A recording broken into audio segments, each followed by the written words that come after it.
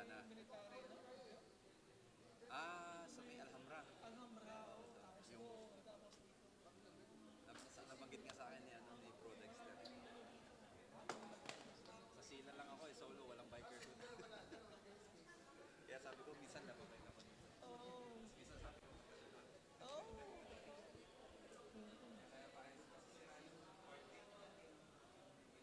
Wakan.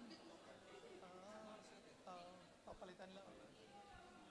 kaysa dadalhin ko sa akin. Marami naman dito marunong maggawa eh.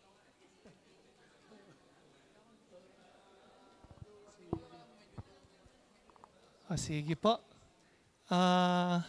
Okay na po tayo, ano? Nakapag-break na tayo. Sige.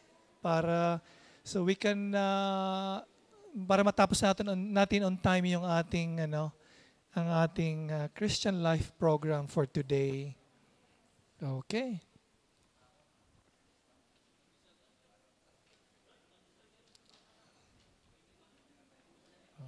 Preempt.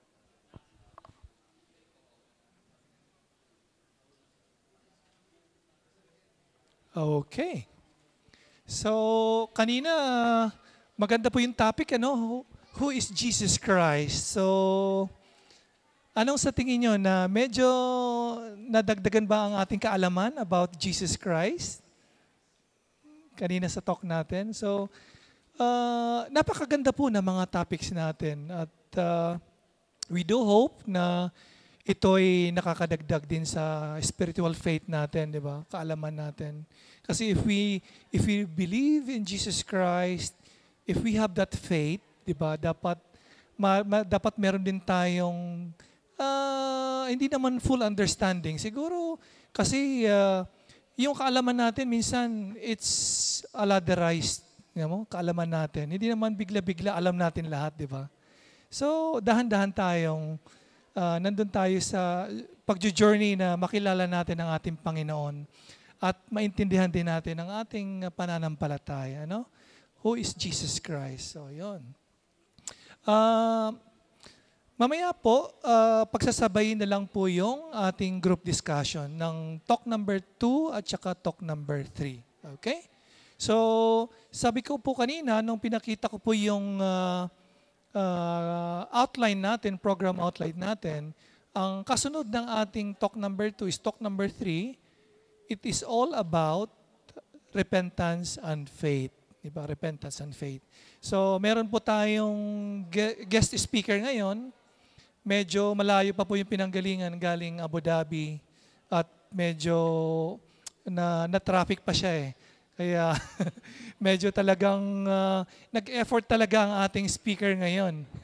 Masipag po ito, makisig po itong ating speaker for the talk number 3. Siya po yung ating coordinator ng mga servants of the Lord, yung mga tinatawag nating soul. Siya yung naghahawak ng ating mga brothers na nasa Baraka, nasa Ruways, yung part ng Al-Dafra, siya yung nagli-lead at nagpa-pastor sa ating mga kapatid who are servants of the Lord. Po. So, yung talk number 3 po natin is about repentance and faith. Maganda po ito. Repentance is about yung pagsisisi natin because repentance is part of transformation, di ba? So, one of the goals natin dito sa ating Christian Life program is yung transformation natin. Makilala natin, magkaroon tayo ng kaalaman. At the same time, habang may kaalaman na tayo at nakilala natin ang ating Panginoon about our faith, ang magiging outcome nun will be the transformation, di ba? From dark towards light, di ba? So sige po, hindi ko na po patatagalin. I would like to introduce to you our speaker for our talk number 3. Walang iba kundi si hindi gumagana. Laubat ba? Sige po, paano na lang po. Si Bro Chris Arcilia. Ayan. Ayan. Thank you po for the... sige. O di kaya sabihin mo na lang next slide kay Bro Eman. Next slide. Ayan, na-delay yung club. may delay. Okay. Sige, God bless you.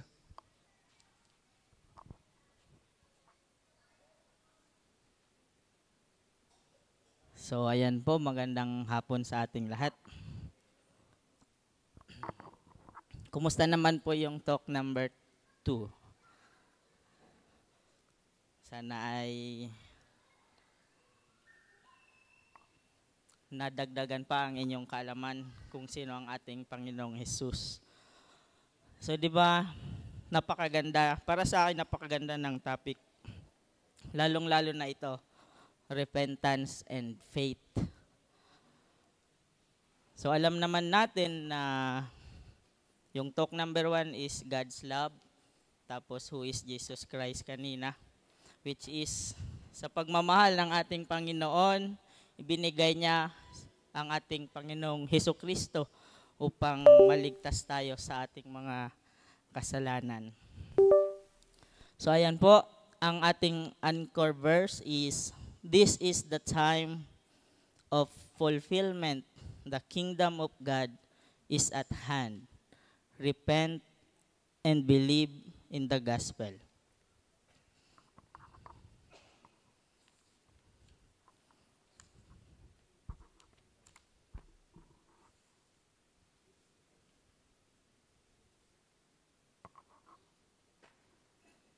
Ayan, na-click ko na. Ano ito, bro?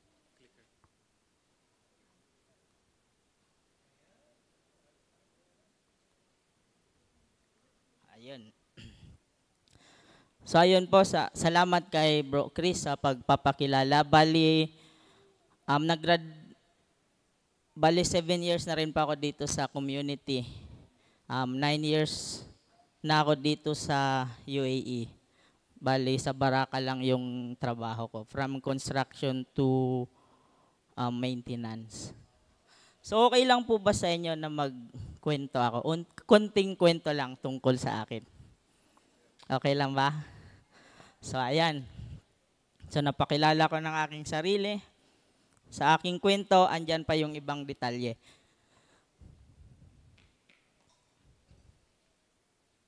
So nung bata pa ako, kaya lang malabo yung picture. Bali, doon po ako yung sa taas, sa gilid.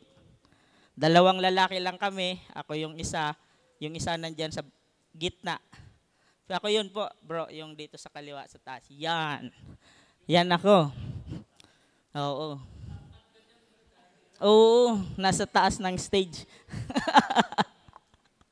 So ayan po. Bali, elementary po ako niyan. Tapos ito, hindi ko alam kung ilang taon ako niyan eh. Nagpahanap lang ako kay mama ng picture ko. Pero sabi po nila, yan ay nasa airport. Kasi dati po yung kapatid ni mama is nasa Hong Kong. Kaya pagkasusundo kami, dyan po kami sa airport. Dun sa amin. Taga Bicol po pala ako, taga Birac, Catanduanes.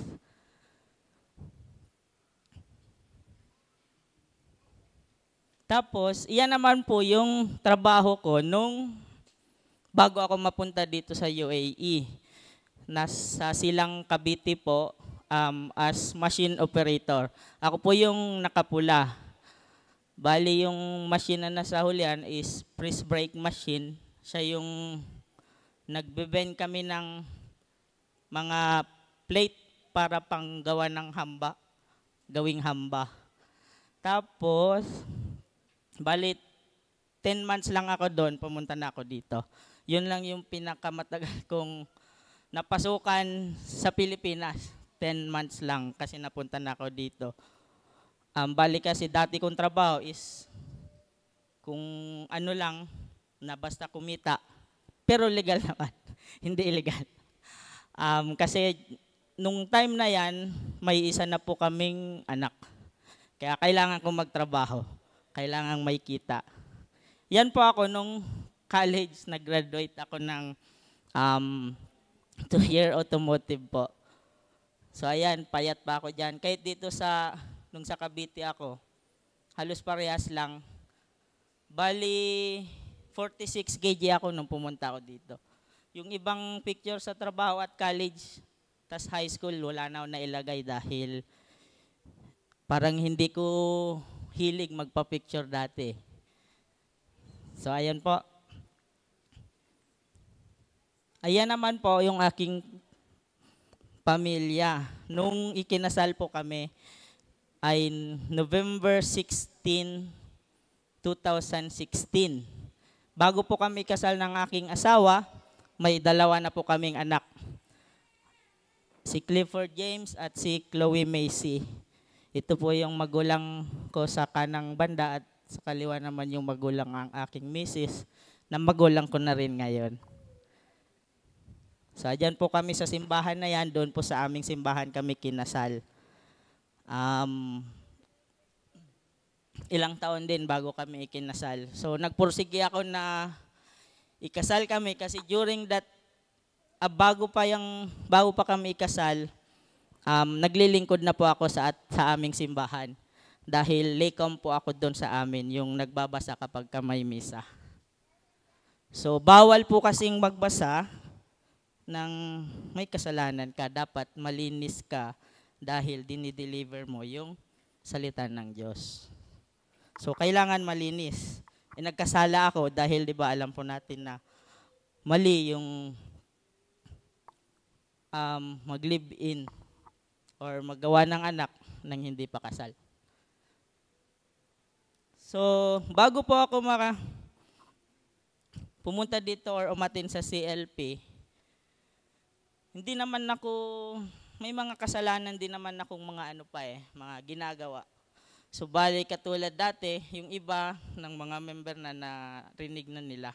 Pero i-share ko lang sa inyo na dahil po sa talk na ito, noong 2017, nag-umpisa po akong tanggalin yung maling ginagawa ko. Katulad po ng pagsusugal. Kasi dati po, nagpapasugal ako sa baraka. Bali, Thai lottery po yung pinagbabasehan namin. So, natutuwa naman ako na nakasali ako dito. At nung sinabayan ako na magtutok ako dito, sabi ko, okay lang. Kasi may mga kasalanan din naman akong ginawa na pwede kong isample na masabi sa inyo. So, alam po natin, or para sa akin, mahirap gawin yun kapag nakasanayan na natin eh. So, nag-graduate ako ng November. Natanggal ko yung pagsusugal is February.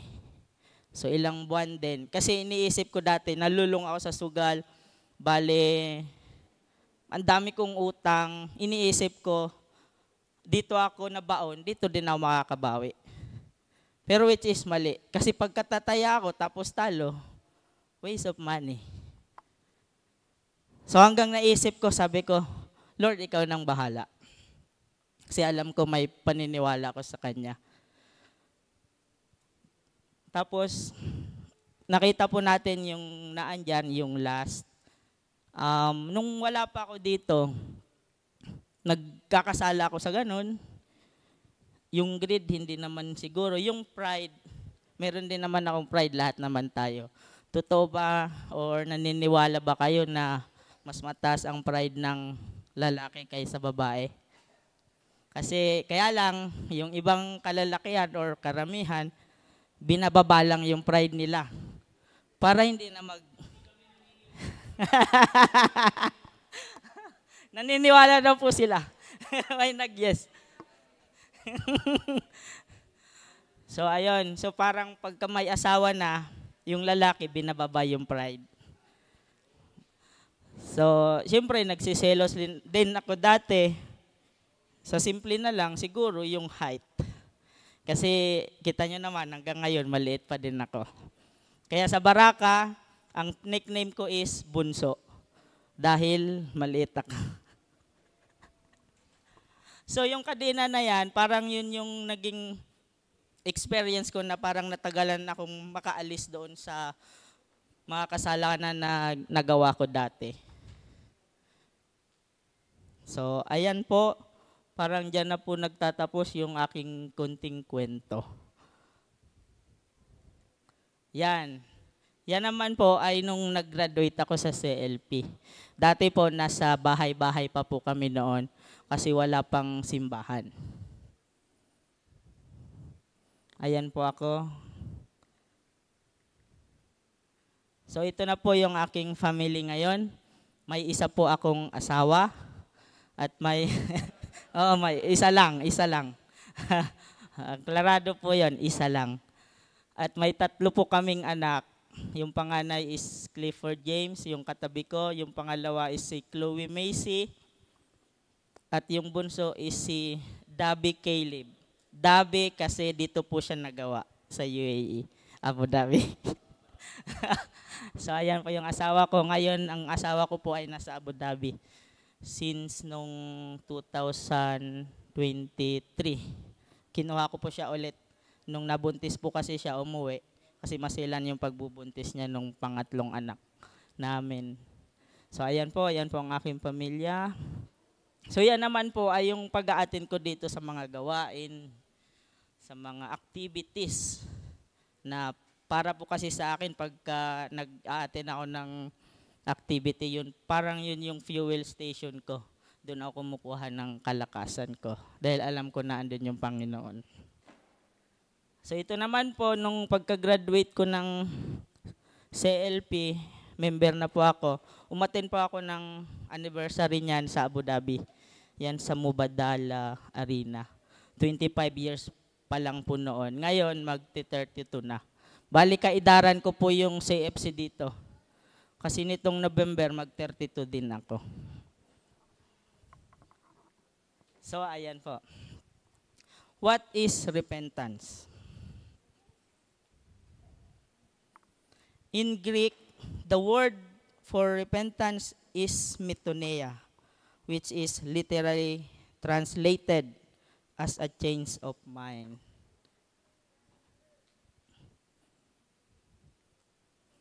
Yung repentance daw po ay kailangan ng change of direction, asking forgiveness, and full surrender. So repentance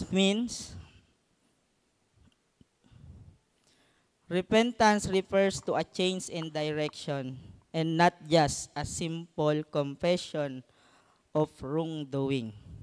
It is significant change in the way you live your life, dropping an old set of ideals and values by which you live your life and adopting new ones. So, ang repentance din po ay, repentance affects the way you think and act, your attitudes, motives, thoughts, and behavior. When you are with Christ, you turn away from sin, evil, and the wrongdoing. So, kailangan din po nating mag-ask God for forgiveness and avail the sacrament of reconciliation.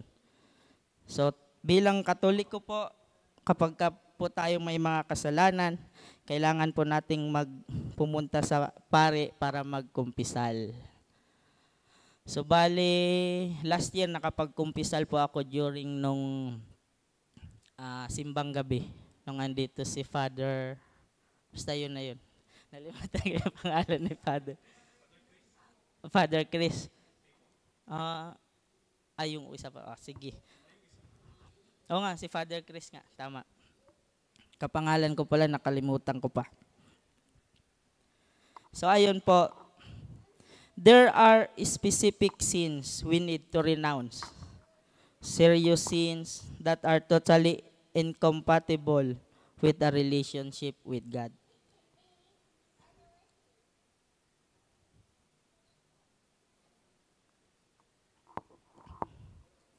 So yung mga specific na kasalanan natin na kailangan nating tanggalin is yung katulad ng sa mga kulto.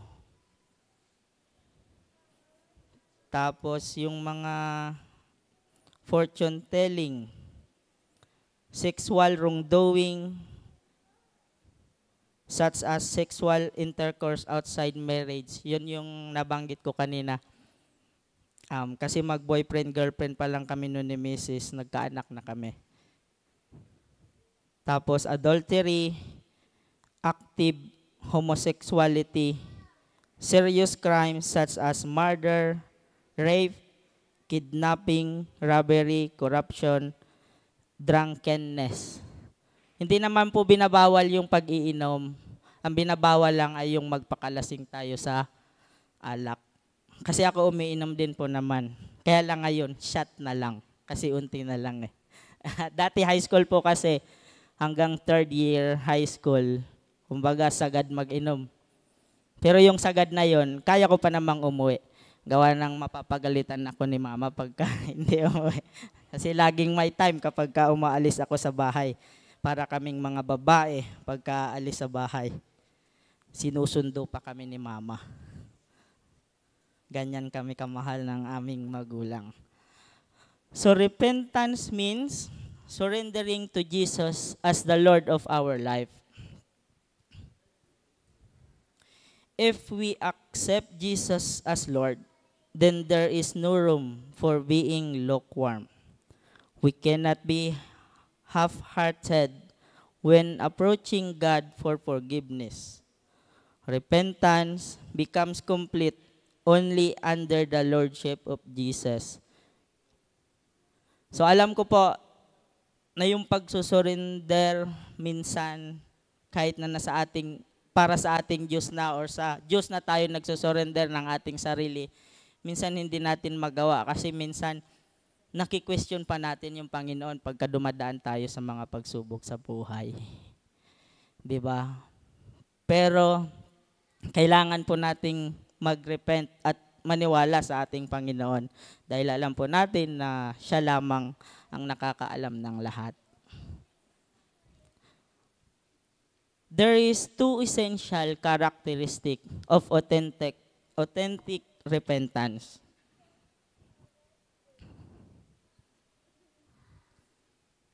Honesty and humility. Honesty, admit our sin. When we ask God for forgiveness, we must be honest enough to admit that we made a mistake. Diba kung nanonood po kayo ng homily ni Father Dave, sabi niya nga, kung hindi natin bibigkasin yung kasalanan natin, hindi tayo mapapatawad. Kasi hindi natin nire-repent or sinasabi, hindi tayo nagsisisi sa ating mga kasalanan. So, mapapatawad lang tayo kapag nag-repent tayo at kapag sinabi natin yung kasalanan natin.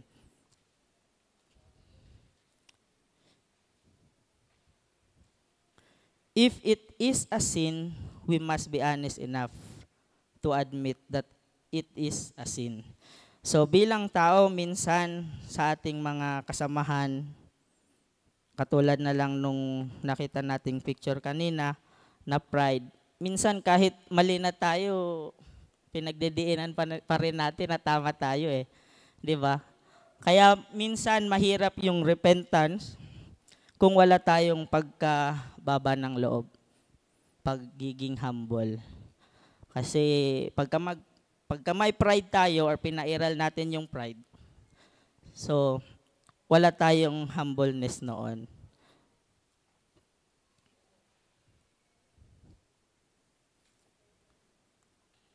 Sa humility, yun na nga yung sa humbleness. Admit that we are weak and we need help. Tama, bilang tao, may kahinaan tayo na magkasala. Kahit naman na nasa simbahan na tayo, minsan mas malakas pa na mas matempt tayo.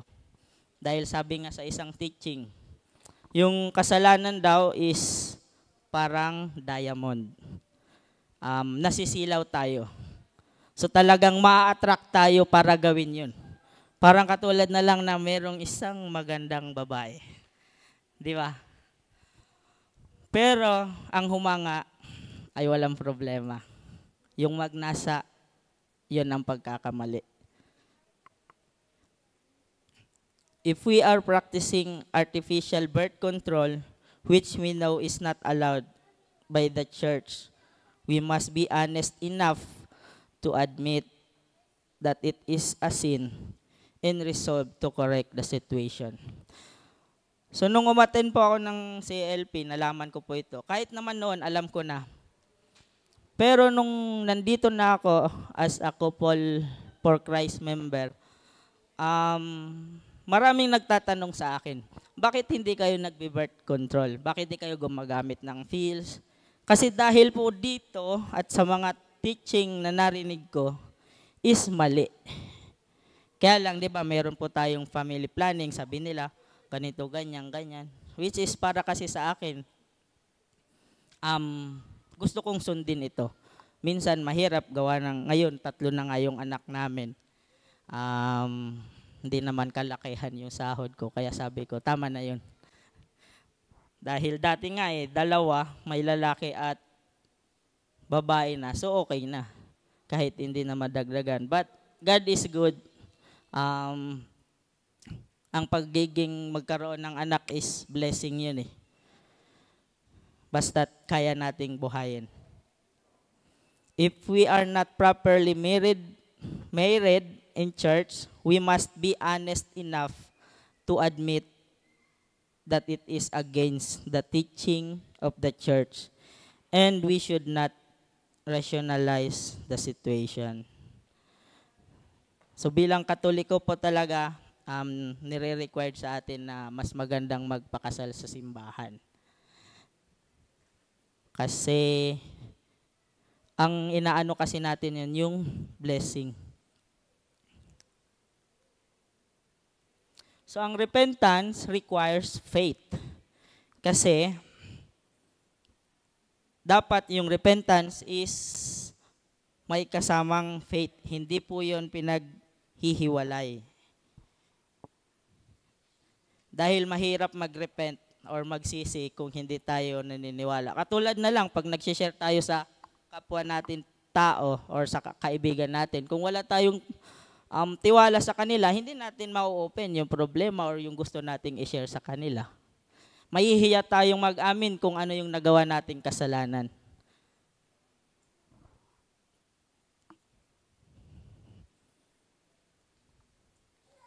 Faith. What is faith?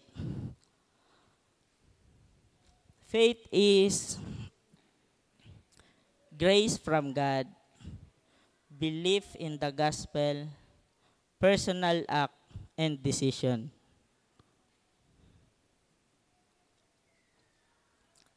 Faith is the realization of what is hope and evidence of things not seen. Faith is not just a feeling or a wishful thinking. Faith is man's response to God, who reveals himself and gives himself to man, at the same time bringing man a superabundant light as the searches for the ultimate meaning in life. It means faith is a gift from God. Faith is a grace from God. It is not something that we can earn or acquire by ourselves. It is pure gift from God. Faith is belief in the gospel, which is the good news of salvation in Jesus Christ. Faith is belief in both the messenger, Jesus, and in the message that brings. It means not just believing with our minds that Jesus is the Savior, but believing in our hearts that He came to be our personal Savior. Faith is a personal act and decision. It has several aspects. It is a definite act. We must open the door if Jesus is to come into our lives. It is an individual act. We need to decide on our own to open the door. No one can decide for us. It is a deliberate act. We do not have to wait for a supernatural light to flash upon us from heaven or an emotional experience to overtake us. Repentance and faith are inseparable.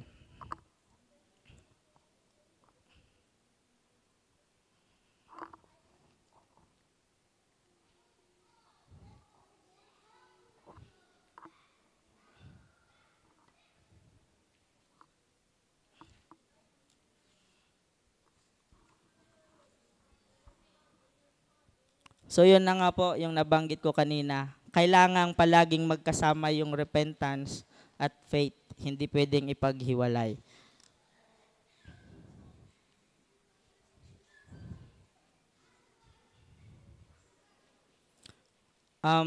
It is an urgent act. The future is uncertain and time is passing away.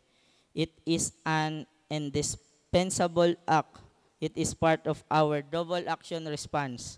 It is the step needed to receive all that God had promised. Faith is relying on all that God had said. So, ang repentance and faith,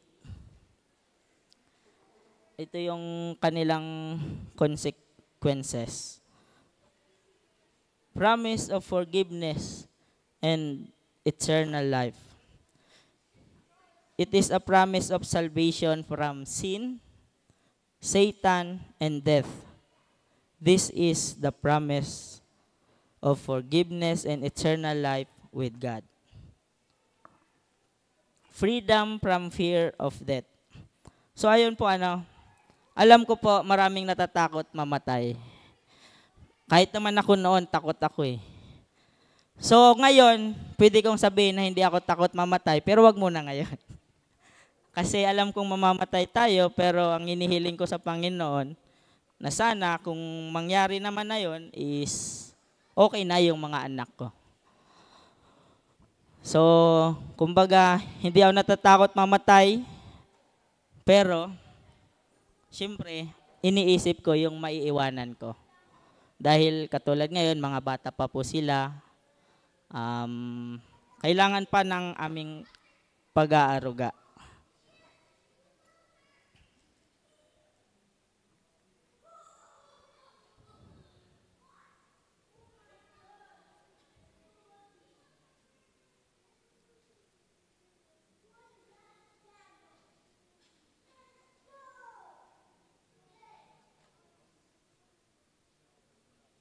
So sabi po dito, the call 2,000 years ago, same call today.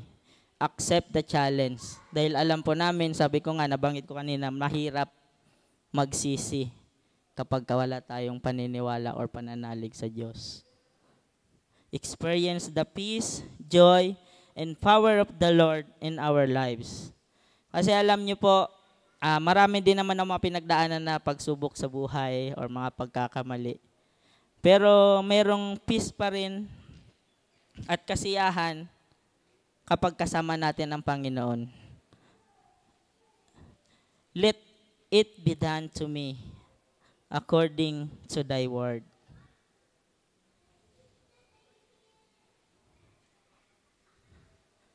So ayun po, bago ko po tapusin yung talk,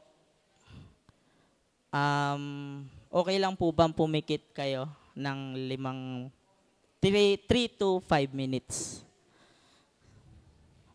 Pikit po tayo.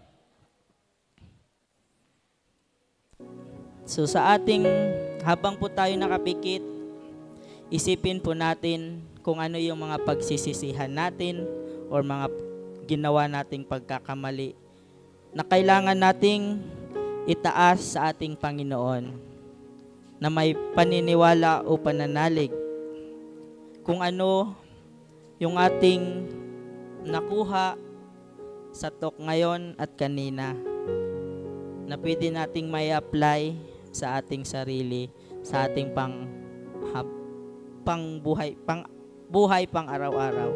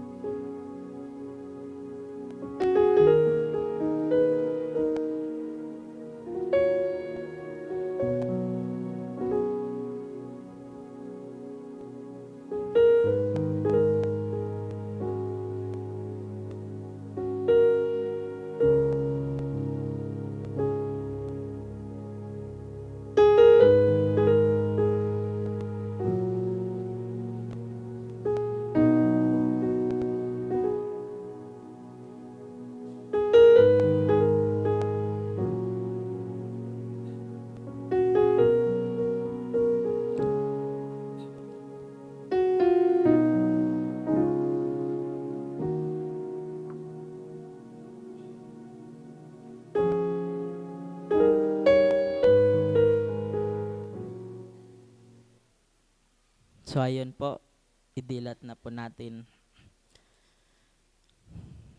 As conclusion, sabi ko nga, we are called to turn away from sin and accept Jesus as Lord. So kaya po tayo nandito upang ipaalala sa atin kung ano yung mga pagkakasala natin na kailangan nating pagsisihan. As we respond positively, God promises us salvation from sin. Katulad na nga ng pagbibigay niya sa atin ng ating Panginoong Hesukristo. Forgiveness and reconciliation, eternal life, and the power of the Holy Spirit for our lives. For that, may God be praised.